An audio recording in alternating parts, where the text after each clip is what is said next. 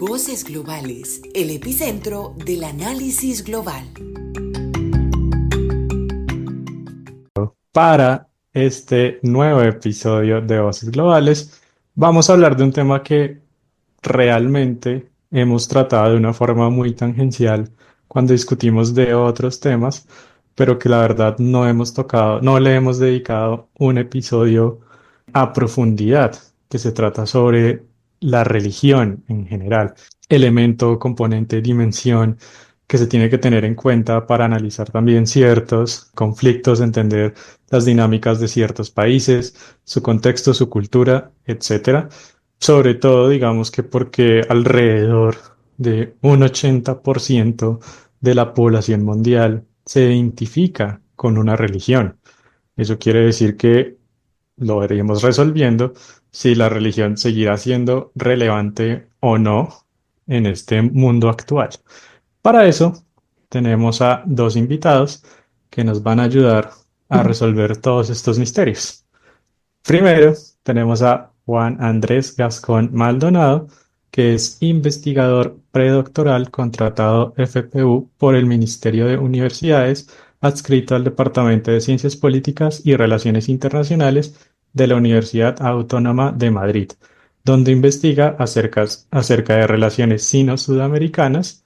Es graduado de Estudios Internacionales y posee un máster en Relaciones Internacionales y Estudios Africanos en la misma universidad. Además, ha sido docente invitado a nivel internacional, forma parte del equipo editorial de diferentes revistas académicas y es coordinador académico de CEINASEC. Bienvenido, Juan Andrés, de nuevo. Muchísimas gracias, Martín, por la invitación y un gusto estar aquí otra vez.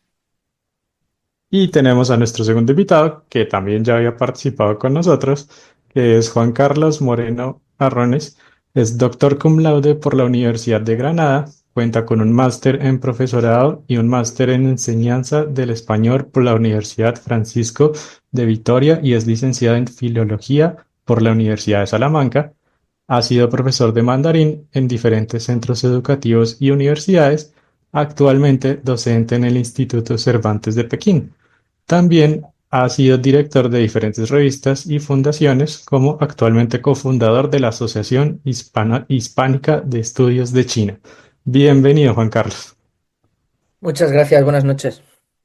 Con una pregunta introductoria para los dos que iremos resolviendo seguro a medida que vayamos hablando. Entonces, como lo estaba diciendo antes, quisiera preguntarle si podríamos decir que estamos en una era post-religión o si la religión sigue siendo relevante hoy en día, teniendo en cuenta pues todos los conflictos que están sucediendo en este momento, o cómo analizamos esa dimensión de la religión al momento de interpretar las dinámicas de poder, relaciones internacionales, etcétera. Bueno, yo en relación a esto sí que me parece muy interesante, bueno, muchas gracias. Me parece interesante la pregunta y creo que esto se relaciona con no solo el aspecto religioso, sino con otros muchos aspectos que hoy el hombre está viviendo, está sufriendo, ¿no? Este proceso de cambio. ¿Vivimos en un proceso post-religioso? Indudablemente para mí es no, pero sí que es cierto que se ve o se atisba un movimiento de un centro claro de poder de cualquier religión hacia el individuo. Me explico. Probablemente muy influido por las nuevas tecnologías y el acceso a la información y prácticamente la inmediatez de cualquier proceso de conocimiento, sí que es cierto que la religión, o así lo veo yo, está empezando a ser mucho más manejada de forma individual. Es decir, que cada individuo, y ya no hablo solo de cristianismo, ¿no? Imagino que hablaremos de más de una religión, accede retazos, coletazos, ideas religiosas de diferente índole por sí mismo. Es decir, ya no necesita ir a una iglesia, a un templo, a una sinagoga, a participar de una comunidad, a participar de un evento comunitario, normalmente dirigido de forma, como digo, mucho más individualista, y probablemente saldrá esta palabra a lo largo de la conversación, accede a estas nuevas prácticas que en muchos casos tampoco es una religión puramente, sino que es una mezcla de espiritualidades o de ideas religiosas. Esta es mi opinión, no sé qué opina o qué puede opinar Juan Andrés al respecto.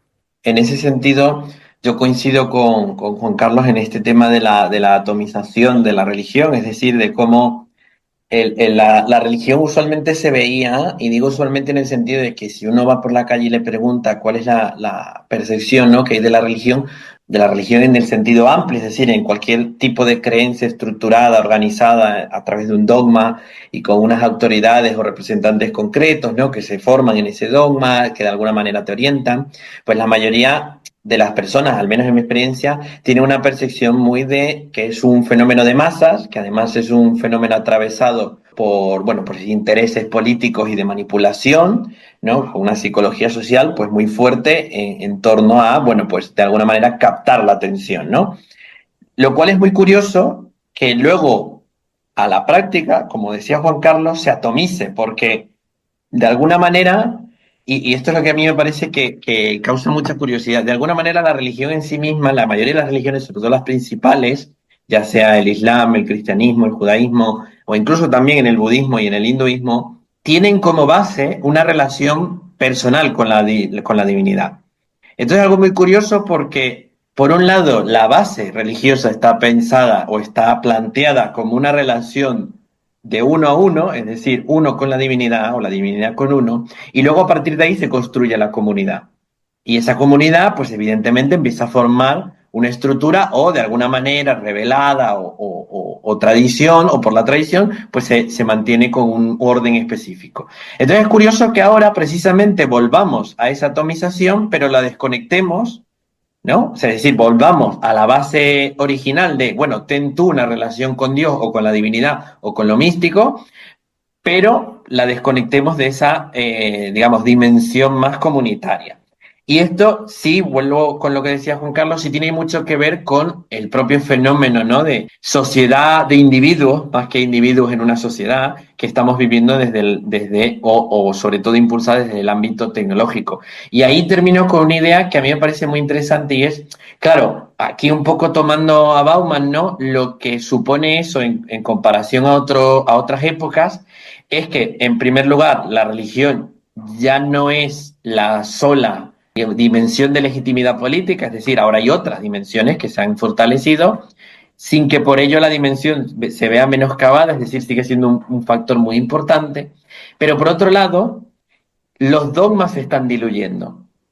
Es decir, esa religiosidad sólida, por llamarlo de una manera, se convierte en religiosidad líquida porque ahora, como bien decía Juan Carlos, cada quien en su expresión individual se relaciona con la divinidad, podríamos decir, ¿no?, a modo provocativo según le parezca, ¿no? Entonces, claro, eso, si bien puede dar fórmulas muy válidas en tanto de que la gente tiene libertad de hacerlo, o sea, tiene el derecho y la libertad de hacerlo, claro, luego genera una distorsión muy curiosa de lo que son las tradiciones religiosas, porque ofrece una interpretación que por ahí, pues sí, puede ser muy distinta y por ende válida, pero por ahí distorsiona precisamente la propia reproducción de la tradición como un conjunto. Entonces, claro, esto es un fenómeno contemporáneo, es decir, no podemos decir que esto es algo que bueno, que viene desarrollándose desde hace tiempo y que de repente pues estancó o significa pues una ruptura con lo religioso. No, todo lo contrario, creo que es un fenómeno puramente espiritual y religioso, pero que es característico de nuestra época. No es ni de la edad moderna, ni de la edad media, es característico de nuestra época. ¿Y cómo se vería eso entonces en los países que tienen la religión totalmente atada a lo político en esos casos, o las religiones que están, sí, muy vinculadas a la tradición, los hinduismos, las castas, todo el Medio Oriente que está totalmente vinculado? ¿Cómo se vería en ese caso es esto que nos están diciendo reflejado? Que ahí la tradición de pronto sigue siendo más fuerte, que dirían en este Pues caso, en estos casos específicos. hay un desafío claro a la hora de ver lo que sucede en otros países y es la dificultad o el desafío, mejor dicho, epistémico de entender lo religioso. ¿Por qué? Y esto también es algo muy concreto de nuestra época. Vivimos en una época en donde las ciencias sociales y sobre todo las exactas y naturales son profundamente materialistas. ¿En qué sentido? Pues que se centran solo en lo material, en lo observable. Muy recientemente, en la última década y poco más, es que se empezó a recuperar el factor identitario, el factor narrativo, el factor discursivo. Y claro, ahí la religión vuelve a tomar un papel fundamental porque ¿qué es más poderoso que una narrativa sobre no solo cómo funciona y se creó el mundo, sino lo que trasciende de tu vida material, es decir, el significado pleno de la vida de las personas, ¿no? Es una narrativa poderosísima. Y eso evidentemente genera identidades entrelazadas, identidades con la comunidad, identidades con los individuos, o sea, en los individuos, e identidades vinculadas a la nación, al Estado, al poder. Entonces, el primer desafío es ese, claro, ¿cómo estudias eso? ¿Qué agencia le dotas? Si tú vas a un país musulmán, o sea, mayoritariamente musulmán, o vas a una iglesia carismática evangélica en África Occidental o en Estados Unidos, claro, esto del Espíritu Santo o de la voluntad de Alá o los ángeles y tal, ¿qué agencia le das? ¿Es un mero discurso que tiene la gente como consenso o tiene agencia propia, ese fenómeno, esa entidad que se supone que interactúa, ¿no? Eso es un desafío tremendo para observarlo, pero también para interpretarlo. Y claro, ahí volvemos con esta idea, y ahí sí te dejo, Juan Carlos, perdóname, vuelvo con esta idea de también tenemos una noción muy incompleta de otras culturas y sus religiones. O sea, directamente yo creo que hay una incomprensión general con las bases cristianas, tanto, digamos, las tergiversadas por diferentes iglesias como las que todavía subsisten, pero es que cuando nos vamos a acercar al Islam, al budismo, al taoísmo, etcétera, claro, no terminamos de encajar cómo funcionan. Y muchas veces decimos, no, es que en el Islam claramente está vinculado a la política, a la religión. Bueno, yo dudo que haya un país en Occidente o en América Latina donde la religión no sea un factor importantísimo. O sea, cuando Donald Trump habla de que él es un escogido, está haciendo alusión a algo. El destino manifiesto, ¿no? Que entrelaza la Constitución de Estados Unidos, tiene una base espiritual tremenda y religiosa tremenda. Las constituciones de muchos países, la tradición de muchos países está muy vinculada, ¿no? Y hay incluso una relación entre clase social, religión, poder adquisitivo. O sea, hay una relación muy grande, ¿no? Entonces, con eso termino para darle paso a Juan Carlos, pero creo que, por un lado, hay un desafío epistémico y, por otro lado, hay un desafío en cuanto a que no conocemos tampoco las otras culturas. Me viene muy bien engarzar con esto que decía Juan Andrés y con la pregunta que nos proponía Martín, porque yo creo que, bueno, primero habría que hacer un discernimiento claro de qué países y qué religiones, ¿no? Entonces, por un lado sí que tenemos, pues pensando, ¿no? Quizá nos venga a todos a la cabeza una idea india, ¿no? En la que sí que se ve una ligazón fuerte entre una religiosidad muy viva, muy de la calle, muy de la gente, y muy entroncada también en la vida política. O sea, no se decide, no se lleva a cabo una ley, no se toma conciencia de una legislación en el país sin tener en cuenta las premisas religiosas. Y por otro lado, el gran ejemplo de Occidente, en el que durante siglos ha habido una defensa casi identitaria con el cristianismo y desde, pues probablemente de la caída del muro de Berlín, quizá un poco antes, sí que se ha producido un relajamiento en relación a sobre todo, libertad individual, ¿no?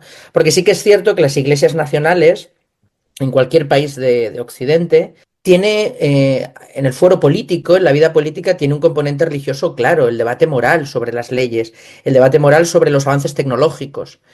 Quiero decir, es innegable que esta religiosidad ha impregnado, pero sigue impregnando. Esto a nivel institucional.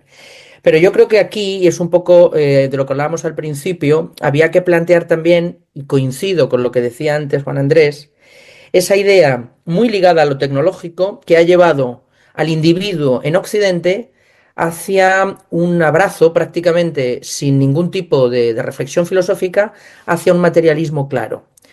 ¿Qué soy? Es lo que tengo.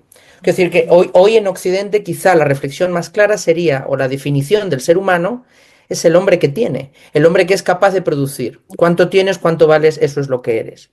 Y en ese caminar hacia bueno, pues sí que es cierto que ha sido un paso de muchas guerras y de mucho sufrimiento, hasta llegar a una sociedad bien establecida a nivel político, social, de leyes, de derechos, ¿no?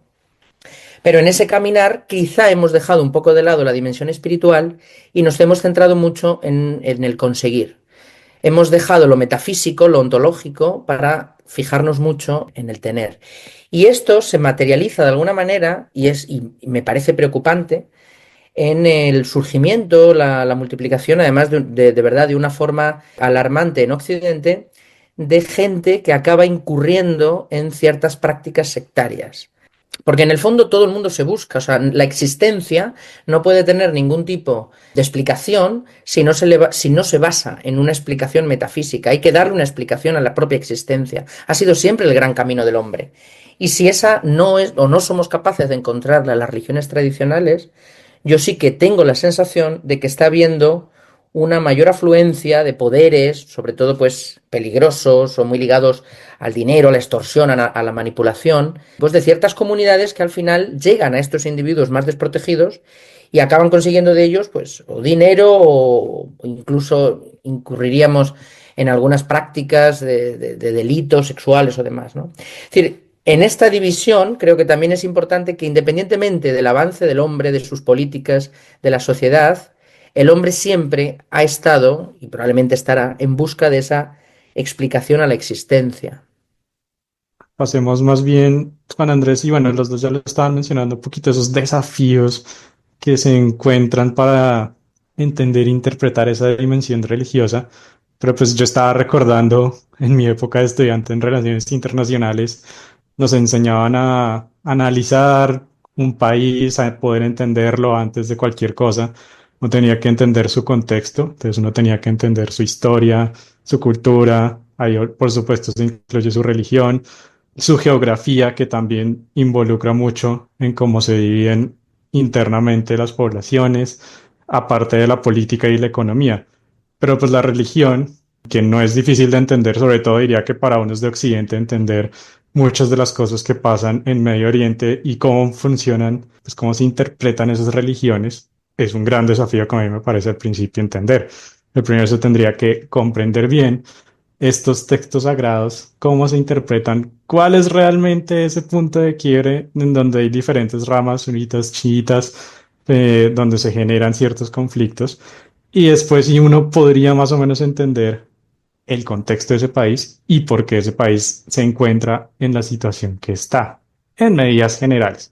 Porque por supuesto la religión y todo lo demás está conectado y no se puede, no es solamente una explicación, sino es multidimensional. Entonces, ya lo han mencionado, pero desde su punto de vista, cuando ustedes quieren interpretar, analizar, sea un país, sea interacciones entre países, incluso, ¿por qué no poblaciones específicas relacionándolo con la religión? Pues qué desafíos ven, qué desafíos encuentran, qué oportunidades también encuentran que debería tener la gente presente al momento de analizar la religión con una persona, población o país.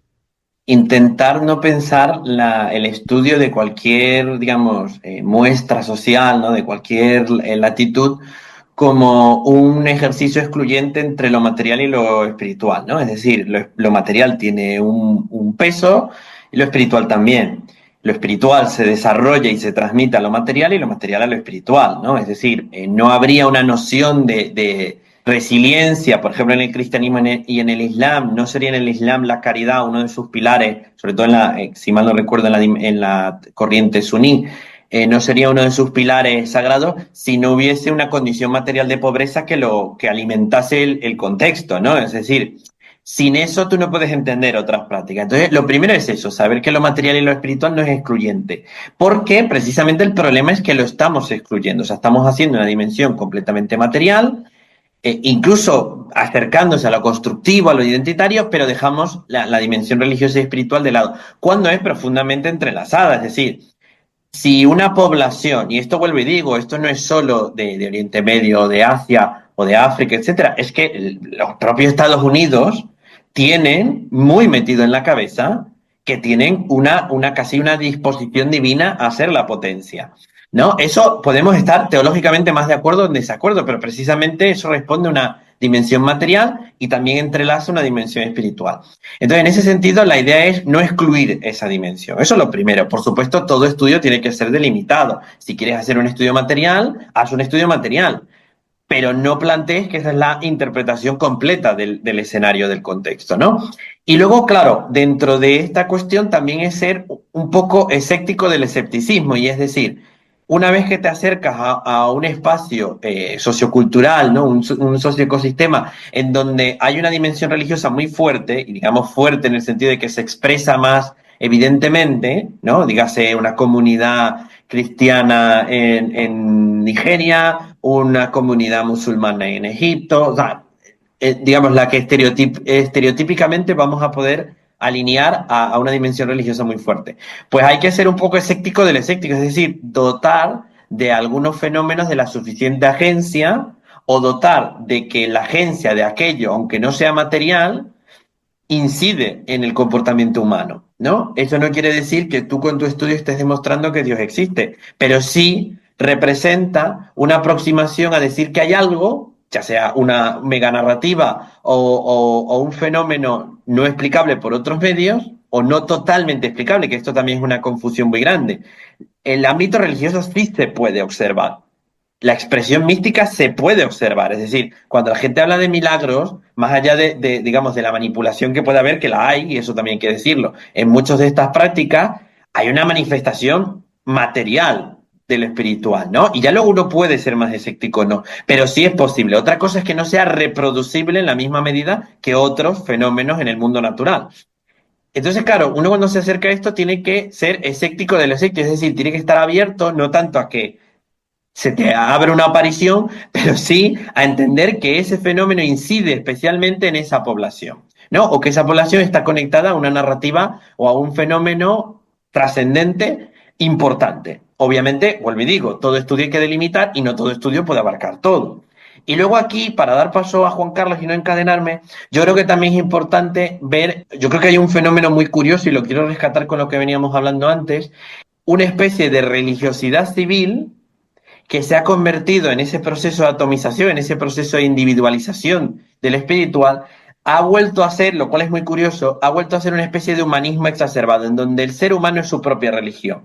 Nosotros somos el centro de nuestro propio universo. ¿En qué sentido? Pues no en el sentido humano, abstracto, de, bueno, es que la humanidad, ¿no? Nuestra identidad es la humanidad. No, eso todavía yo creo que no se ha logrado, sino que el centro eres tú como individuo, tú eres tu propio Dios, y por ende tú te tienes que complacer y tener, ¿no? Entonces ahí conecto con esta idea de Juan Carlos de la propiedad, de lo material, de tú eres lo que tienes, tú eres lo que disfrutas, ese hedonismo que caracteriza mucho a las sociedades postindustriales y que además está ligado a esta idea, ¿no? Un poco aquí agarrándote la idea, Juan Carlos, del Homo dominus, ¿no? En vez del Homo sapiens, en vez del hombre sabio, el hombre que es propietario. ¿Pero propietario de qué? Propietario de una serie de materiales, de dispositivos que le causan placer, que le causan satisfacción, que le causan comodidad, que es algo que muchas veces las religiones tradicionales tratan de otra manera, y que en la medida en que eso se cumple, tú eres tu propio Dios, ¿no? Y aquí solo, ya por ahora sí, por terminar, problematizo, ¿no? En esta idea del ser humano poniéndose como Dios a sí, o como divinidad a sí mismo, y sobre todo en la dificultad de entender esto, yo, por ejemplo, soy muy crítico de la interpretación que hacen autores como Yuval Harari de que el conflicto Israel-Palestina es una mega narrativa que los tiene peleando desde hace milenios. No, eso es un reduccionismo enorme, porque precisamente hay debates internos, y esto también hay que verlo, muy bien lo preguntabas, Martín, hay que ver el debate interno que hay en cada religión y en cada comunidad. Es decir, ¿qué piensan los judíos del judaísmo? ¿Qué piensan los musulmanes del Islam? No qué pensamos los otros que ellos piensan, no, ¿qué dicen ellos de eso? Entonces, ahí es donde está también una de las claves para comprenderlo. Y ahora sí te dejo, perdón, Juan Carlos. No, simplemente varias claves porque hay varias cosas que quería apuntar, pero has dicho alguna que son interesantes y me gustaría quizá ahondar un poco más en alguna, ¿no? En esto que hablas, que estoy completamente de acuerdo, ¿no? En las religiones en la actualidad, al mismo tiempo, en esa idea que dices de partimos de la base o quizá volvemos a épocas en las que vuelve el hombre a ser la medida del hombre sin ningún elemento externo, al mismo tiempo surgen dentro, y esto ocurre en todos los ámbitos religiosos hoy, no solo en el cristianismo, surgen dentro de los movimientos religiosos movimientos opuestos a estos que son, por así decirlos, como podrían entenderse como muy tradicionalistas o muy radicales. Es decir, que existe esta confrontación interna de un querer entenderse a sí mismo como país, como religión, como sociedad, y al no conseguirlo, no solo surge esta parte más líquida, ¿no?, que nos comentabas de Bauman, de estamos perdidos, no tenemos un cauce claro, todo nos vale, sino que al mismo tiempo también surgen grupos que son en el otro extremo del abanico peligrosamente radicales o tradicionalistas. Y esto lo hemos visto en nuestra iglesia, en la cristiana, en iglesias musulmanas, en movimientos del propio Jerusalén, en Israel, ¿no? Esto por un lado.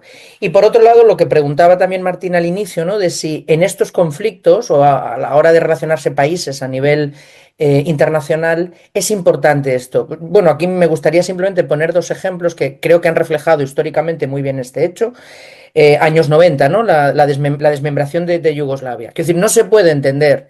Por supuesto, hay que entender el Imperio Otomano, las sociedades, todo el fracaso de la Primera y la Segunda Guerra Mundial, la no resolución de conflictos de la zona, pero no se puede entender todo este conflicto si se elimina la parte religiosa del tablero de juego. O sea, no puede entenderse la conformación de nuevos territorios y la lucha durante casi una década si no se atiende a estas razones religiosas.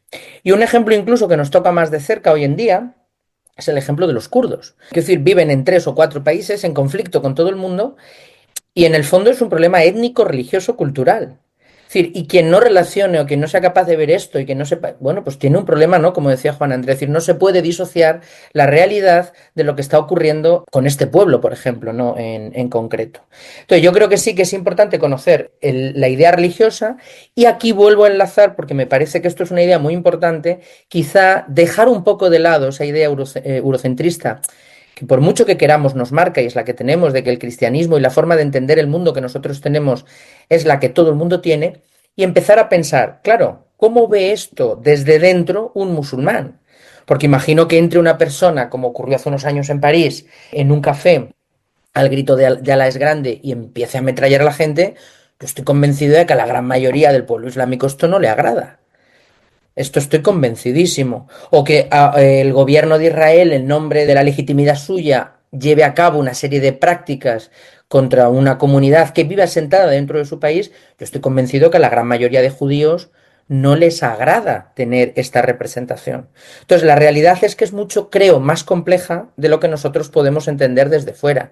Y frases del estilo, bueno, es que los cristianos, es que los judíos, es que los musulmanes, creo que no ayudan en este entendimiento general que deberíamos sobre todo mirar a hacer, sobre todo de cara a una relación internacional mucho más sana y mucho más de compenetración desde el entendimiento, desde la visión del otro.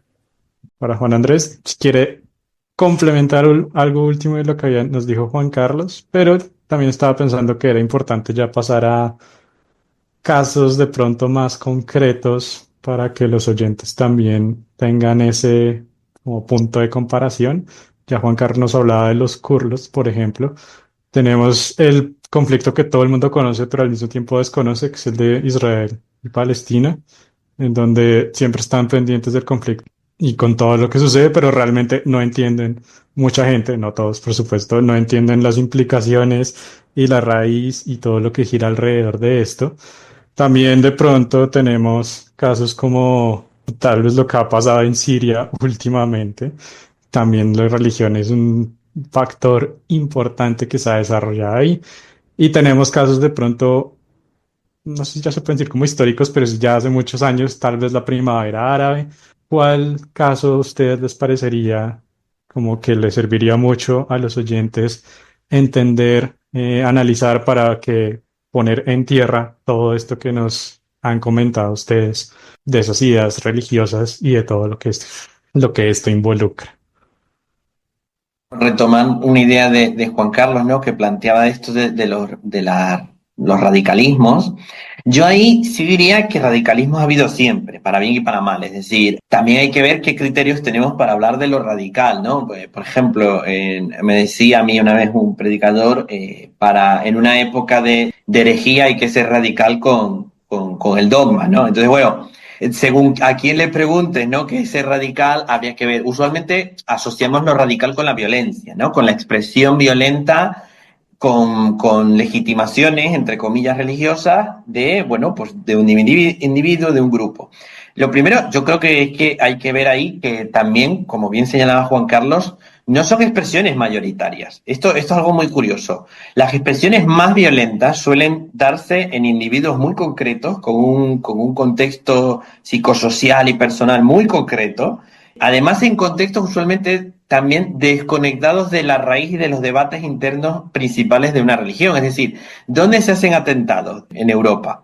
Pues precisamente en comunidades que no han sido correctamente integradas, con individuos que además no han podido desarrollar una identidad, no quiero decir más compleja, porque de por sí ya la tenían, pero sí una identidad más arraigada a ese país en donde residen, etcétera. Y entonces, claro, pasan a caer en redes, ¿no? de manipulación y muchas veces también de extorsión, que esto no hay que olvidarlo. Muchas veces por ejemplo, las células terroristas trabajan con dinámicas de una reciprocidad simétrica muy grande. Es decir, sí, yo te doy esto, te ayudo a tu familia, o te prometo y te prometo y te prometo, pero luego, como te desvíes un poco, te mato a todo el mundo. Entonces, hay que entender también que muchos de estos actores, estos lobos solitarios o células terroristas ya a nivel de grupo, no son personas que se puede traducir como una comunidad de fieles que de repente un día se les aparece un ángel y les dice vayan a explotar el Parlamento. No, eso no funciona así. No quiero decir que fenomenológicamente no pueda pasar. Lo que quiero decir es que lo que se entiende hasta ahora del fenómeno terrorista, sobre todo vinculado a las religiones, porque hay mucho terrorismo que no está vinculado a la religión, empezando por el terrorismo de Estado, pero mucho de eso vinculado al terrorismo y la religión no funciona de forma tan simple, ¿no? Hay una relación de poder, de asimetría de identidades mucho más compleja. Y luego, claro, volviendo al tema, y creo que con esto igual conecto con varias cosas que dijo Juan Carlos, los ejemplos. Si nos vamos, por ejemplo, a la dimensión sectaria, yo creo que todas las religiones en un origen, viéndolo en retrospectiva, fueron sectas, ¿no? Es decir, fueron un grupo de gente que con una expresión y ritos y ceremonias que el resto de la mayoría no compartía, pues se fue fortaleciendo. Ahora, si hay algo del comportamiento sectario, especialmente de las sectas que nacen, de las ramas que nacen del tronco principal de una religión, que esto también muchas veces dice, bueno, pero ¿quién tiene la voz cantante, ¿no? El poder de enunciación en una religión. Bueno, yo creo que ahí hay que unir varias cosas, ¿no? Por un lado la tradición, es decir, qué se ha hecho durante los últimos miles de años, ¿no? Eso tiene que tener un corpus teórico de qué se hace, qué no se hace, en qué se cree y en qué no se puede creer. Y luego también en una expresión que va muy ligada a la razón, y en esto estoy muy de acuerdo con Juan Carlos, en esta idea de que el eurocentrismo siempre nos termina haciendo ver, erróneamente, de que es que al mundo islámico o a la India o a partes de China o a partes de África les falta una ilustración. Bueno, para nada. Es decir, primero la ilustración no fue tan bonita como parecía, o sea, el fundamento de la ilustración nunca fue tan bonito como parecía, y dos, hay que entender también de que un mundo ya ni siquiera laico, sino secular, muchas veces no deja de reproducir cuestiones religiosas. Por ejemplo, el socialismo y el liberalismo, en suma, plantean una sociedad utópica y un hombre utópico, ¿no? Fuera de toda alienación y fuera de toda constricción, que es prácticamente el hombre cristiano, ¿no? Es la analogía del hombre cristiano que se libera una vez que va al cielo, ¿no? Esa cercanía a Dios pues te separa de aquello que te afecta. Bueno, es lo mismo en el socialismo y en el liberalismo, es la idea de esa sociedad sin clase o esa idea del hombre libre propietario, todo eso se reproduce. Entonces ahí vamos a los ejemplos de dónde la religión incide. Un ejemplo claro que tú ya decías, Israel-Palestina, y retomo, yo estoy muy en desacuerdo con los análisis que hacen autores como Yuval Harari, que bueno, alguien me dirá, bueno, pero tú no tienes 6 libros, ya, bueno, pero eso no quiere decir que no se pueda equivocar, ¿no? Y en este sentido yo creo que el conflicto Israel-Palestina responde a muchas aristas.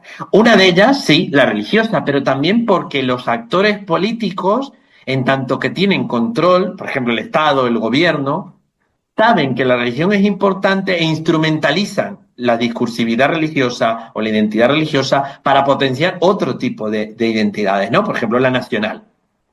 Y luego hay que entender que probablemente, y vuelvo aquí a la idea de Juan Carlos, lo que plantea Hamás, por poner un ejemplo, no es necesariamente lo que comparte todo el pueblo palestino. Lo que plantea el sionismo no es ni de cerca lo que plantea todo el pueblo de Israel. Israel me refiero como nación, es decir, los ciudadanos de Israel que sean además vinculados al judaísmo, ni mucho menos el judaísmo. O sea, uno de los lugares en donde más críticas ha recibido Netanyahu es en Israel, no es fuera de Israel, es en Israel. Y a esto conecto, por ejemplo, cuando decía Juan Carlos con lo de Yugoslavia, conecto con la Rusia actual, es decir, ¿por qué Vladimir Putin, quien además fue una de las directivas de la KGB, quien además creció en la época soviética, por qué abraza de tal forma una especie de guerra cultural y religiosa y una especie de representación con la Iglesia Ortodoxa rusa para legitimarse en el poder? Porque entiende que es importante. Yo no sé a nivel psicológico cuánto cree él o no. O sea, yo no he podido estudiar eso. Pero es más que evidente que su relación con con las iglesias ortodoxas y la patriarquía rusa va de la mano a que busca una legitimidad política, una económica con todo esto de la emergencia de Rusia, etcétera, y una religiosa. Y esas tres cosas, ese triángulo, ortodoxia, poder político y hegemonía, es lo que hace la identidad rusa. Otra cosa es que la gente no se lo crea, o se lo crea más o se lo crea menos, ¿no? O lo dispute, pero existe y es muy poderoso, ¿no? Y lo mismo pasa, por ejemplo, en casos como, bien decías, de Siria. Ahora con los rebeldes, habiendo derrocado el régimen de Al-Assad, claro, ¿qué nos vamos a esperar? ¿Unos hermanos musulmanes como en Egipto? ¿Una secularización posible como en Libia con Gaddafi, que luego, o sea, era criticada y luego era esperanzada? ¿O qué es lo que vamos a tener? Bueno, ahí gran parte de lo que vemos es que precisamente en contextos en donde ni lo material ni lo político dan respuesta a todas las necesidades humanas, empezando por el sentido de la vida, que es algo que se habla muy banalmente, pero que es mucho más poderoso de lo que creemos psicológicamente hablando, claro, ahí la religión tiene un peso enorme, enorme, ¿no? Y lo vemos con el caso de los talibanes en Afganistán, en donde claramente hay un debate dentro del Islam que plantea que eso es una tergiversación, una radicalización que se fue por otro lado. Entonces, habrá gente que le parezca que algunas cosas están bien, pero en su conjunto hay un enorme debate en el Islam, sobre todo en la corriente suní, en la corriente ascética, sobre esto, ¿no? Y luego además vemos otros casos en donde también esencializamos mucho, por ejemplo en China, ¿no? Y lo hablaba siempre con Juan Carlos muchas veces y con eso ya le doy paso. China es un país que muchas veces decimos, no, bueno, es un país ateo. Yo creo que no hay ningún país que se le pueda esencializar como país cristiano, país musulmán, país tal. Hay una mayoría musulmana en muchos países, se podría hablar de un espacio musulmán grande, pero es difícil decir que dentro de ellos se pueda decir que al 100% son musulmanes. Lo mismo pasa con China. ¿China es un país ateo por todo este tema comunista y tal? No. De hecho, en China convive una pluralidad de religiosidades y espiritualidades tan tremenda que incluso el propio gobierno chino va sacando de ahí y de por ahí cuestiones filosóficas del confucianismo que se han trasladado a la religión y cuestiones del budismo que se han trasladado a la filosofía, etcétera. Es decir, hay una amalgama tan tremenda de religiosidad, de expresión de lo místico, de lo espiritual, que no se puede entender a China completamente sin eso. No se puede entender lo que le cuesta al propio Partido Comunista China ejercer autoridad sin entender cómo navega a lo largo de esas expresiones identitarias, ¿no? Y lo mismo pasa viéndolo de cerca con Estados Unidos, vuelvo a Estados Unidos, e incluso podríamos decir con América Latina, el cinturón bíblico, toda esta idea de la legitimidad política que Dios te da sigue siendo muy vigente. No en reyes, pero ahora en presidentes, que van un poco más por lo mismo, ¿no? Entonces, claro, es algo muy curioso. Y además también nos hace una emergencia, y ya ahora sí, perdón, Juan Carlos, te doy paso, sobre la pervivencia de la religión frente a la oposición. Es decir, entre más se plantea algo antirreligioso, la religión usualmente, la mayoría, sobre todo las principales, son muy resilientes. El lugar en donde más cristianos se están convirtiendo es en China y en Norcorea en los últimos años. China y Norcorea, que no te lo puedes ni imaginar. No es Occidente, es China y Norcorea. Y en los lugares en donde precisamente el Islam está creciendo mucho es Europa, lo cual tampoco es casualidad, porque hay una comunidad de origen árabe musulmán muy fuerte y que ha encontrado en el Islam, para bien y para mal, igual que en el cristianismo, para bien y para mal, ha encontrado un factor identitario y comunitario muy fuerte, ¿no? Entonces yo creo que estos son los elementos que hay que entender que atraviesan el panorama internacional y dejan a la religión en un estado muy importante. Bueno, aquí yo tendría que referir dos ideas que me parecen capitales, pero además que prácticamente nadie que estudie hoy un panorama internacional o históricamente de relaciones internacionales podrá negar, que es esta autoritas de la que estás hablando. Hay algo que envuelve a la religión que no sabemos muy bien de qué va, pero que de alguna manera todo el mundo, desde el campesino, desde la persona más sencilla de un país hasta el dignatario más alto, de alguna manera, a lo largo de los siglos, todo el mundo ha aceptado, y es esa autoridad que reviste la Iglesia. Digo la Iglesia refiriéndome a cualquier iglesia del mundo de cualquier religión. Yo quería referirme aquí a dos ejemplos que además ambos los ha citado Juan Andrés. O sea, lo de Putin creo que es algo clarísimo. O sea, una persona que se ha formado en las últimas décadas de la KGB, que aquello, de verdad, aquello debió ser dantesco en muchos casos, y que hoy, unas décadas después, está volviendo a hacer esos acuerdos, a cerrar esos tratos, esas relaciones de nuevo con la Iglesia rusa. Quiero decir, hay un mensaje claro detrás, hay un mensaje estético, hay un mensaje de la autoridad está conmigo, hay un mensaje de la tradición me apoya. Y esto, y aquí sí que retomo la idea que he dicho, no sé qué punto de efecto tendrá. Bueno, podríamos debatirlo a nivel del mundo, pero creo que de forma interna en Rusia, en una gran mayoría de la gente, creo que el mensaje es claro. La época del comunismo, de alguna manera, en Rusia se ha cerrado y están viviendo otra cosa. Y están viviendo otra cosa que además está respaldada por una persona que ha venido del comunismo, pero que abraza a la Iglesia rusa y que celebra las fiestas religiosas ortodoxas y que acude con ellos a las grandes celebraciones y que en el desfile militar está el patriarca. Quiero decir que esto sí que tiene un impacto visual, estético, de mensaje de una autoritas muy fuerte. Esto por un lado, hablando por ejemplo del tema de Rusia. Me parecía muy interesante que se quedó antes en el tintero el tema de Estados Unidos. Un país que ha nacido fundado prácticamente con una ideología religiosa, una ideología mística, casi de secretismo, O sea, yo no recuerdo ningún presidente que no acabara sus mensajes Dios bendiga América. Hablara de lo que hablara. Mañana invadimos Irak, Dios bendiga América. La idea de somos los elegidos, esa idea profética, creo que no se puede desligar de lo que ha sido y está empezando a volver a ser quizá Estados Unidos en ese sentido. Esto por un lado. Y luego un tercer punto que creo que has tocado que es importantísimo, ¿no? Esta idea que decías tú del socialismo, es que yo creo que yo aquí le daría una vuelta más. No se puede entender ninguna idea de imposición de un socialismo a largo plazo en los países sin ese acercamiento a la religión. Y me explico.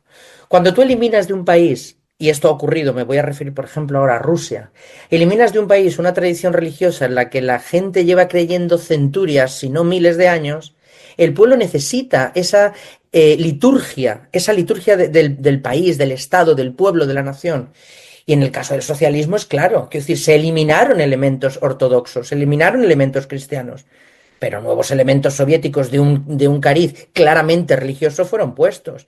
Esos carteles del líder, de Stalin, esos carteles de los trabajadores saliendo casi con aureolas del campo, sosteniendo las herramientas casi como santos del pueblo. Quiero decir, esa idea, esa pátina de religiosidad nunca realmente ha dejado de estar con la gente, ha dejado de estar en el pueblo. Que se ha cambiado, que se ha modificado, que se ha puesto al servicio del poder político de ese momento, y en el caso del socialismo ha sido claro, sin lugar a dudas, pero no se ha eliminado, no puedes eliminar de raíz una tradición religiosa de un pueblo de miles de años. Es prácticamente imposible. Y esto a la hora de las relaciones internacionales, y volvemos un poco al tema que empezamos relatando, pues debe ser básico sobre todo de cara al futuro. ¿Cómo nos vamos a entender con el otro? ¿Cómo vamos a empezar a entender el otro? Me hacía mucha gracia, ¿no?, cuando antes hablamos de Israel y Palestina y ese reduccionismo absurdo, ¿no? Es decir, bueno, es que se llevan mal y llevan unos cuantos años peleando. Es imposible no entender o no intentar entender el problema de fondo, de calado, que está en Palestina, en Judea, en la provincia ya del Imperio Romano, en la que hay un pequeño pueblo que, bueno, le cuesta relacionarse con el entorno por el simple hecho, y esto hay que reconocerlo, de que en un mundo en el que todo el mundo es politeísta, es un pueblo que se entiende de tú a tú con un Dios único, personal. Y esto ya genera conflicto en el Imperio Romano. Es decir, se puede leer a cualquier escritor romano y ya hay referencia al pueblo judío como ese pueblo que se relaciona de forma rara con su Dios. Podemos hablar de Egipto, podemos hablar... Es imposible reducir este tema a un absurdo y no entender su dimensión religiosa. Y yo creo que con esto cierro, para rematar este tema, la idea del pueblo judío. Bueno, es que la rama más radical, la rama ortodoxa del pueblo judío, no reconoce el propio Estado de Israel. Entonces aquí engarzo con lo que decía Juan Andrés. Por supuesto que no todos los judíos están de acuerdo con lo que está ocurriendo, porque muchos no están de acuerdo ni siquiera con la existencia del propio Estado de Israel. Es decir, la legitimación que nosotros hacemos desde el exterior y desde nuestra visión de la realidad No tiene nada que ver con la que puede hacer una persona y luego dependiendo también de su nivel de formación, de su poder adquisitivo, del entorno social en el que se mueva, dependiendo de la región y el país. Solo para complementar ahí estaba pensando en esa importancia de las comunidades religiosas dentro de los países, tanto para elecciones, por ejemplo, como por ejemplo en Estados Unidos, que si no se acercan a esa comunidad cristiana, ni para qué lo intentan, por ejemplo. O estaba pensando en Colombia en el 2016, en ese acuerdo de paz, cuando se votó por el no. A muchos, pues después de ese resultado, cuando hacían los análisis, decían, no, es que los católicos fue una población muy grande que votó por el no. Y pues eso fue algo que mucha gente pues no se esperaba, porque decía, pues los católicos, pero no se supone que aquí todos somos católicos. Pero entonces ahí fue la estrategia más de los que fueron del no, de coger e irse directamente a aquellas personas más, no extremistas, no es la palabra, sino que más tradicionales con el catolicismo, de no fallar todos los domingos, perdón, de estar totalmente vinculados a la iglesia. Ahí cogen ese tipo de poblaciones para aprovechar y que voten por el no, tratar de darles argumentos que estén en concordancia con sus creencias para que vean que votar por el sí en un acuerdo de paz con las FARC, pues no era conveniente para ellos según su ideología y según lo que ellos creen. Entonces, ahí me parece que la religión, sea cual sea, y dependiendo de la comunidad, puede jugar un papel muy importante en el momento de elecciones, decisiones importantes dentro de la sociedad, para país, etcétera. Me hicieron recordar mucho ese ejemplo, ese suceso en Colombia. Pasando ya, digamos que a cerrar, hablemos de tecnología y religión. ¿Cómo es ese tema ya con la tecnología? ¿Qué papel juegan entre los dos? ¿Es algo, se complementa o es algo que más está en como conflicto directo? Porque ya la gente, como ustedes lo han mencionado, la religión pues depende de muchos factores culturales, actuales, tiene muchas explicaciones. Pero entonces, ¿cómo sería ese papel de la religión con este auge tecnológico que estamos teniendo con las inteligencias artificiales? La gente va a empezar a creer más en una inteligencia artificial antes de creer en algún dios, sea cual sea este. Se va a volver ChatGPT el oráculo de todos, si es que no lo es ya, para cualquier asunto, o hay algún punto medio entre los dos. Yo creo que es fundamental de nuestra época y que además tiene muchísimas expresiones muy curiosas. Lo primero es, uno de los mayores medios por los cuales muchos jóvenes ahora, sobre todo en Estados Unidos y América Latina, están de alguna manera conectando, yo no quiero decir convirtiéndose porque eso es un fenómeno mucho más amplio, pero sí conectando con discursividades cristianas, por ejemplo, es a través de las redes sociales, de predicadores que tienen canales de YouTube, de creadores de contenido cristiano, que muchas veces no son parte de esa jerarquía eclesial, ni evangélica, ni protestante, ni católica. Algunos sí, es decir, algunos predicadores, sacerdotes, pastores, etcétera, pero muchos de ellos no lo son, lo cual es curioso, pero se ponen a generar contenido, tienen un tipo de formación casi que laica dentro del fenómeno religioso, o sea, dentro de las estructuras religiosas. Recordemos que, por ejemplo, en Estados Unidos y en gran parte de América Latina, muchas universidades son de base religiosa, ya sea por órdenes católicas, comunidades evangélicas, ¿no? En la Universidad Católica de X, la Universidad Evangélica de San Salvador, o sea, aquí hay una formación muy respaldada por entidades político-religiosas, ya no la religión en sí, sino entidades que se adscriben a una religión. Entonces, claro, mucha gente se forma ahí, en muchas carreras, pero en este caso la parte teológica, y ya no es el seminario tradicional, y entonces, claro, luego salen y toman TikTok, Instagram, YouTube, Twitch, y de repente, claro, vinculan diferentes expresiones de consumo digital con una práctica, una liturgia, como decía Juan Carlos, religiosa. Esto es un fenómeno muy paradigmático de nuestra época y que sí reproduce, o sea, en este punto sí reproduce el dilema de expresión de lo religioso que, por ejemplo, el cristianismo y el islam tuvo hace ya varias décadas con respecto a la televisión y la radio.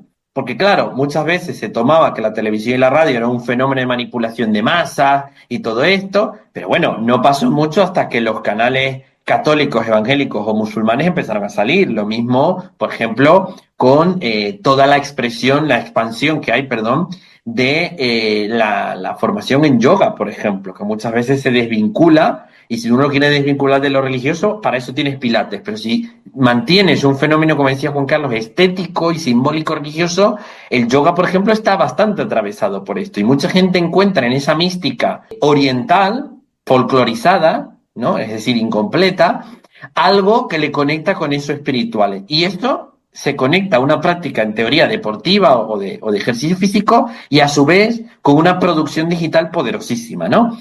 Entonces yo creo que ahí hay un fenómeno muy curioso porque además, como todo, es decir, ya no solo en la religión, sino como todo, en la política, en la sociedad, etcétera, el espacio digital, el ciberespacio y las plataformas tecnológicas que lo permiten han hecho que se democratice, por así decirlo, a tal punto la creación de contenido que también, por un lado, sí, permite llegar a más fieles, pero por otro lado, también, como decía Juan Carlos, posibilita de que se multipliquen los comportamientos sectarios. Porque claro, si yo agarro, hablo bien, me pongo una escenografía, ¿no?, de fondo, toda bonita, toda digamos, con una estética de poder simbólico, cultural, religioso muy fuerte, pues yo aquí me puedo poner a predicar y a ser el profeta de fin de mundo si yo quiero, ¿no? Porque tengo la capacidad de crearme un canal de YouTube para eso. Y ya habrá gente que verá o no verá, pero ahí está, ¿no?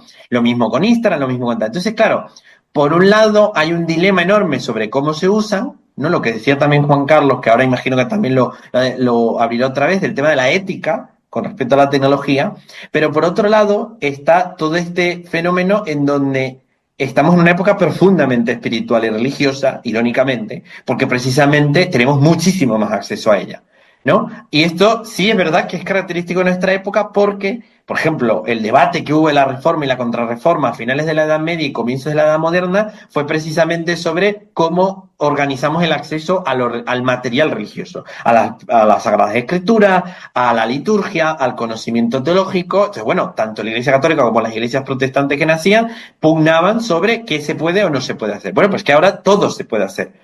Y ahí, con lo que decía de ChatGPT, y con eso le pasó a Juan Carlos, creo que hay una cosa interesantísima y es que la inteligencia artificial está dotada de inteligencia humana, es decir, de donde saca la información la inteligencia artificial es básicamente bases de datos de conocimiento humano, creados por humanos, pero genera una relación irónicamente deshumanizada que, por ejemplo, nos hace sentir menos juzgados. Y hay un fenómeno muy curioso de muchísima gente en redes que comenta cómo ChatGPT es su psicólogo, porque como no se pueden pagar un psicólogo, ¿no?, porque es muy caro, y aquí entra la cuestión social y económica, entonces recurren a ChatGPT para que les oriente. Entonces tú pones un prompt que prácticamente le dices al ChatGPT, conviértete en un psicoanalista con tantos años de experiencia, formado en no sé dónde, y claro, el ChatGPT te va a responder con limitaciones, pero te va a responder emulando un psicólogo. Bueno, esto ya está pasando en el ámbito religioso. Necesito que me hagas una prédica centrada en el libro de Hechos de la Biblia, versículo tal a versículo tal, y quiero que destaques esta idea. Y te lo puede hacer. Claro, pero ¿qué tanto de ese contenido, no, volviendo a lo teológico, es inspirado espiritualmente? Bueno, hay algo muy curioso y es que, como decía un predicador que conozco muy de cerca, probablemente haya que volver a un debate más inductivo de decir, es que probablemente no, tanto en lo religioso como en lo político, en la vinculación de ambos, no necesitamos más información, necesitamos más transformación. Lo que busca la gente muchas veces no es que te comenten más del tema religioso, es que le transformes o algo de su vida se transforme. ¿Por qué? Porque esa dimensión hipermaterial no está funcionando, no satisface todo el espectro de necesidades humanas.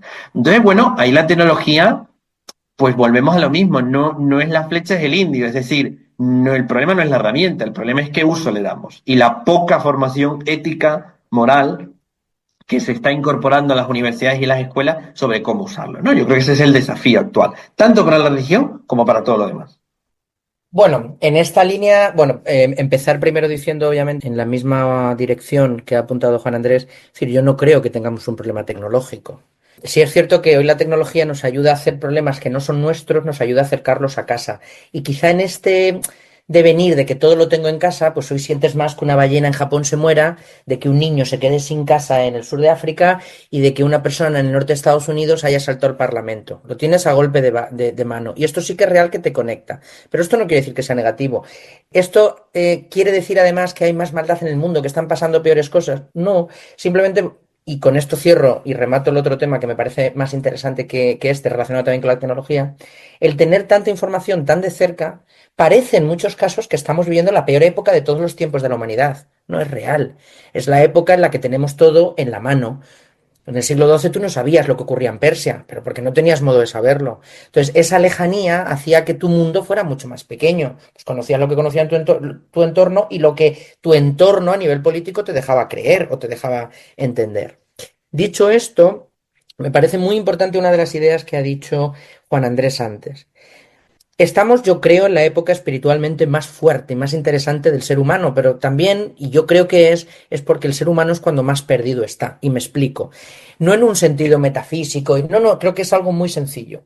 Es decir, si en el siglo X el catolicismo o el cristianismo se reúne para ver si los cátaros son o no son legítimos o son herejes, el cuestionamiento es sencillo. La verdad ya la tenemos. Ahora nos falta ver si ellos tienen también otra verdad o hay que quemarlos a todos. El problema que tenemos ahora es que tenemos una apertura de libertad y de pensamiento tan grande, de reflexión prácticamente tan infinita, que el hombre ya no se enfrenta a dirimir entre esto sí o esto no. O sea, primero tiene que sentarse a dirimir en la existencia de Dios y si llega a la conclusión fehaciente y de fe de sí, ¿y ahora conmigo qué? ¿Cuál es el plan en esa historia? ¿Qué pinto yo en esta película? Y si realmente pinto yo algo en esta película, ¿qué papel voy a tener que hacer? ¿Tengo que jugar un rol? Es decir, que las cartas con las que hoy jugamos, creo que al ser más, es mucho más difícil ganar la partida. En el sentido de decir, y esto creo que seguirá esta tendencia, el conocimiento te da esta libertad, pero al mismo tiempo también este sufrimiento. Al conocer más, te preguntas más, te cuestionas más, y es más difícil llegar a una respuesta que te satisfaga. Yo creo que va un poco por ahí el dolor del hombre hoy. Sí que es cierto que estamos viviendo, o eso se nos dice, una relativización. Bueno, creo que es un momento pendular en el que el hombre se está acomodando a lo nuevo. Europa ha pasado de 2 guerras mundiales y de no tener agua corriente en las casas a en 40 años tener una calidad de vida que todos los hijos de tu casa tienen un teléfono móvil. Y eso es un cambio social que se ha vivido en Occidente en 20, 30, 40, 50 años y es difícil aceptar esto. Y esto en una sociedad en la que he escuchado ya varias personas de decir, ¿no? Una sociedad del divorcio, en la que todo se tiene que explicar de forma separada, cuando es muy difícil hacerlo. Y aquí engarzo con la idea que decía al principio Juan Andrés. O sea, no podemos entender economía, religión, política internacional, relaciones diplomáticas, sin entender la espiritualidad y cómo todo esto juega un papel en tu vida. Es decir, una persona debe entender todas estas dimensiones, comprenderlas y engarzarlas para que su vida sea plena. Y una vez que ha sido capaz de hacer esto a nivel personal, lo tiene que poner en funcionamiento a nivel de comunidad, a nivel de familia y luego ya mucho más allá, pues a nivel de Estado, a nivel de países o a nivel de continentes. Hacer que todo esto case y que todo esto, viniendo de formas tan diferentes de entender la vida, la existencia, la muerte, la trascendencia, claro, es una labor que yo creo que está por construir y que en mi humilde opinión hoy en las relaciones internacionales se tiene poco en cuenta. Hoy este factor quizás se olvida cuando es un factor que ayudaría más al acercamiento, entendiendo, como digo, al otro, acercaría mucho más a la gente, a los países, a las posturas, que quizás unas políticas beligerantes, económicas, que es lo que quizá hoy impere, o materialistas, o más de orden ideológico, pero que no atienden a, oye, ¿y cómo entendemos la vida? ¿Podremos encontrar razones de ser y de coexistir en ese entender la vida? Yo creo que quizá amalgamando un poco más esto, seríamos capaces de crear relaciones a nivel internacional mucho más fluidas, mucho más estables y realmente mirando por y para el otro, sin dejar de pensar en nosotros, claro. Antes de entrar a conclusiones, solo para mencionar que Juan Andrés también tocó ese tema un poco de como redes sociales y canales como de YouTube, TikTok, eso. Aquí en Colombia, por ejemplo, también se ve bastante sacerdotes o digamos que predicadores. Obviamente para querer alcanzar un público mayor, todo pues se promocionan, empiezan a hacer historias, empiezan a dar contenido de ellos. También aparecen, que siempre es lo que me da risa, cada vez que juega la selección Colombia, entonces algún sacerdote en alguna iglesia se puso la camiseta de la selección, llevó la bandera y además bendijo a todos los jugadores y pues justo tenía que bendecirlos el día de la final con Argentina de la Copa América y perdieron. Tal vez Dios no quiso realmente, se sintió ofendido y no quiso realmente ayudar a la selección a ganar ese día. No sé, son cosas místicas que de pronto nunca entenderemos. ya para concluir, volvamos a esa primera pregunta de si estamos en esa era post-religión o si todavía la religión es relevante. Y pues desde mi punto de vista diría que la religión sigue siendo relevante, ha cambiado, se ha tenido que adaptar. No digo que adaptarse en forma de que ha tenido que cambiar sus creencias tradicionales religiosas, no, para nada, pero sí ha tenido que encontrar diferentes maneras, tanto de llegar al público, y las personas han tenido que encontrar diferentes maneras de sentirse a gusto, algunos aceptar cosas que les gustan, a otros rechazar otras cosas que no les gustan de la religión, sea cual sea la religión, creer en el Dios que quieran creer, algunos como más les convenga siendo extremistas radicales, pensando que porque Dios les dijo que atacaran el Parlamento, fueran a hacerlo, porque pues Dios así lo quiso y así es como ellos van a encontrar la salvación divina.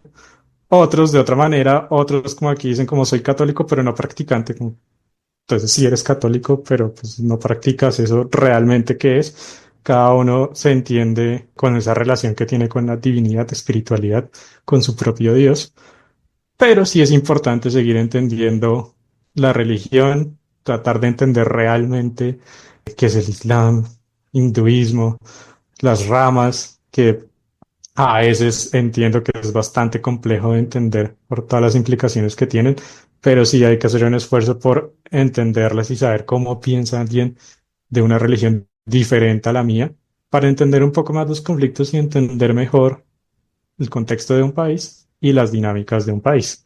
La primera conclusión es asumir que hay un desafío epistémico y ontológico a la hora de estudiar el fenómeno religioso. Lo hay en casi todas las dimensiones, pero concretamente religioso yo opino o creo que por los argumentos que hemos planteado que se puede demostrar que se ha dejado mucho de lado o que se reduce a una mera explicación de narrativas cuando probablemente va mucho más allá, incluso sin ni siquiera dotar de agencia, ¿no? A los agentes espirituales que otros consideran como existentes, creo que aún así habría que extender un poco más esa noción muy centrada en el materialismo a una noción más integral.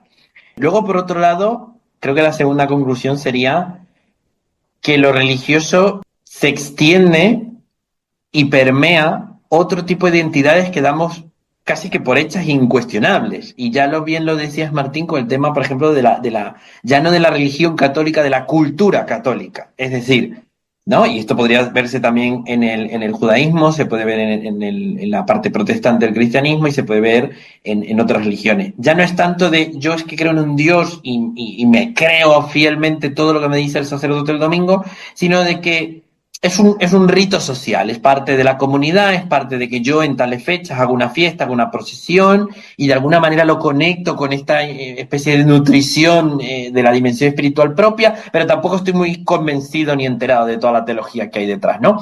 Entonces hay una dimensión cultural de la religión que por ejemplo, en España es enorme, enorme, pero que luego voy, hago la procesión y al día siguiente hago todo lo que probablemente la liturgia dice que no hay que hacer, ¿no? Entonces, eso es una dimensión interesantísima, es un fenómeno social muy importante, atraviesa el turismo, atraviesa la política, atraviesa el arte, ¿no? Lo decía Juan Carlos del tema soviético, si uno ve toda la tradición del impresionismo soviético, es literalmente haciendo cuadros casi de sentido pedagógico, de que aquí están tus salvadores. O sea, es una cosa tremenda de cómo se construyó y es sencillamente una tradición artística, ¿no?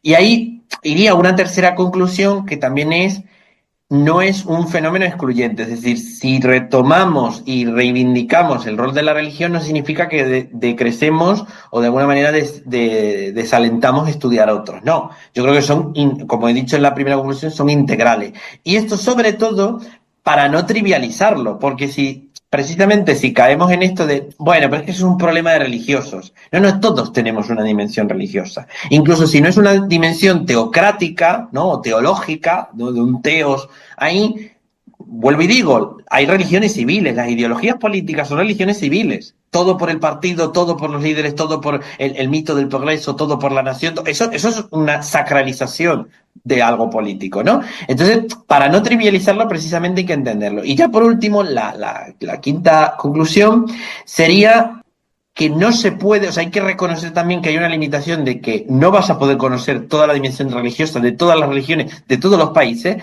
pero lo que sí se puede es desmontar los prejuicios. Es decir, yo no estudio la India y no me importa, hablando claro. Es decir, yo como investigador no tengo ningún interés en la India. Ahora, si alguien me pregunta qué opino de la India o si me topo en una investigación, por ejemplo, del BRICS, de la economía mundial, de los cambios de la sociedad digital, etcétera, y aparece la India, yo lo que sí debería, objetivamente hablando como profesional, ¿no? Y eso yo creo que quede muy importante, es no reproducir un prejuicio de, claro, es que esta gente es, bueno, pues gente que supeditada a castas, tribus y tal. Es que no es así. No es así. Incluso las dimensiones que sean así no son completamente. Entonces, es importante quitar los prejuicios. Como profesionales, sobre todo internacionalistas, estamos llamados no a relativizar y dar por verdad todo, pero sí a reconocer que hay una validez y sobre todo un derecho y una expresión que otros consideran sagrada en este caso y que otros consideran importante y que eso tiene un lugar en esa sociedad y tiene un lugar en nuestro análisis, sin que por ello tú digas que eso es verdad. Tú puedes seguir creyendo que es una mentira o no creerlo de la misma forma, pero le dotas del valor objetivo y del valor analítico que corresponde. Entonces yo creo que eso es importante como profesionales para evitar precisamente caer en esos radicalismos, ¿no? Como bien decía Juan Carlos, del lado analista que tanto permean la academia, ¿no? Y ahí también, antes de que vaya Juan Carlos, que me hizo pensar, pues justamente estamos grabando esto en época de Navidad, en donde, por ejemplo, para los católicos tendría que ser una época pues muy importante, pues el nacimiento de Jesús debería ser todo muy, muy, pues como en Semana Santa, que es esta otra semana que se volvió más de vacaciones, de celebración. Pero entonces aquí hablamos del nacimiento de Jesús, pero pues realmente aquí ya no sé cómo habrá surgido el tema de darnos regalos entre nosotros, pero pues no debería ser así. Y se va a convertir en algo mucho más también comercial, chévere los saquitos navideños, chévere todo esto, pero pues como que esa parte de la religión se ha, no sé si difuminado, pero sí ha cambiado y se ha tenido que adaptar olvidando un poco como lo que realmente debería ser esa celebración católica en estas fechas. Ya, Juan Carlos, ahora sí, perdón.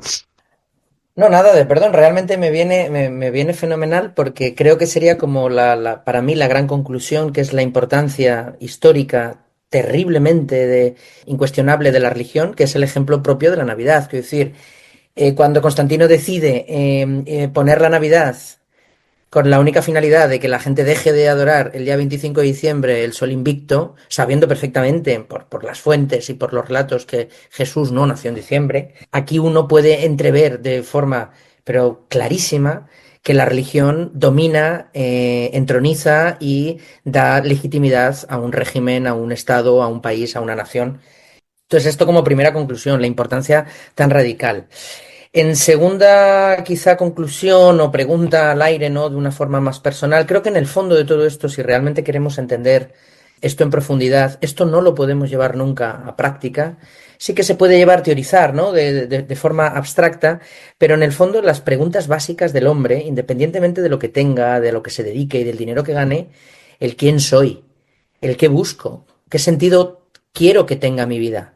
¿Por qué y para qué estoy en este mundo? Y lo más importante de todo, si hay un Dios, ¿cómo soy y cómo me quiero y me acepto enfrente de ese Dios?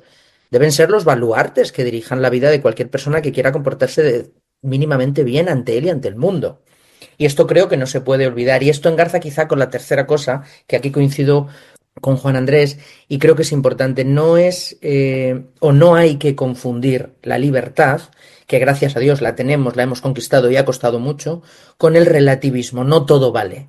Quiero decir, hay una serie de premisas que deben ser inherentes al hombre y deben estar por encima de cualquier ideología. Es decir, y hay una idea que creo que debería cerrar aquí también este punto, ¿no? Que lo decía antes al inicio Juan Andrés. El valor de la vida, eso es incuestionable. y son elementos, valores que no se pueden poner en tela de juicio ni por ideología ni por religión. Entonces, en este relativismo quizá habría que tener un poco en cuenta esto, ¿no? Que sí que es cierto que tenemos libertad de pensamiento, de actuación y de reflexión, pero que no todo vale, que debemos tener como especie, y aquí quizá remataríamos la idea ética, ¿no? Como especie debemos tener unos mínimos y unas líneas rojas que no deberíamos cruzar. Y luego yo quizá para rematar en todo esto, porque sí que es cierto que, y hoy en el día de las redes sociales, ¿no? En el que prácticamente estás viendo vídeos de las opiniones más polarizadas sobre el mismo tema, pero con una reflexión estudiadísima y detalladísima de conclusiones totalmente diferentes. Creo que aquí a mí me gustaría rematar un poco. Hace cuestión de un mes y algo, el Papa Francisco creo que sacó, yo diría que su trabajo más refinado, yo diría que va a ser la última encíclica como Papa que va a sacar, que es la encíclica de Dilexit Nos. Yo diría que es su trabajo de madurez, es lo que creo que él quería dejar antes de morirse. Y hay una frase que a mí me llama mucho la atención, para mí sería el cierre de esta conversación, que es, a pesar de todo, y seamos lo que seamos y pensemos lo que pensemos, y dice el Papa, es necesario volver a hablar nuevamente del corazón. Y creo que este para mí sería el cierre de esta conversación, es decir, que volvamos a hablar del corazón y no tanto del enfrentamiento, sino de esa religión que tiende brazos, que tiende manos, que intenta escuchar al otro. Muy bien, pues muchas gracias a los dos y a ustedes, estimados oyentes, muchas gracias por escuchar este episodio. Si les gustó, por favor, compártanlo y nos escuchamos en un siguiente análisis. Gracias por sumarte a este análisis internacional en Voces Globales. Te invitamos a seguir explorando, debatiendo y formando opiniones independientes. Disponible en tu plataforma de podcast favorita